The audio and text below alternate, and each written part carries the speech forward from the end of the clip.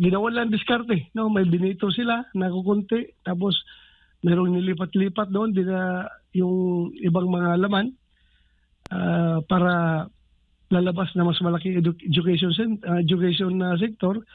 Pero yun nga, lumalabas naman na traditionally hindi yan laman dapat sa bahay ng budget ng education sector. Dahil very clear ng education sector ay composed lang ng DepEd, CHED at ng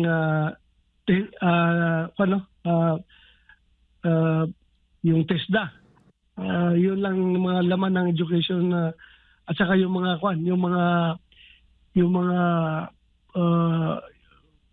SUCs, state universities and colleges.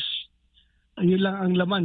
Traditionally, yun talaga ang laman. Yan ang education sector. Pero ngayon, yung mga education and training na mga budget sa Armed Forces of the Philippines, sa Philippine National Police at other agencies na concerning education and training ay dinagdag nila doon para lalabas na mas malaki yung education sector.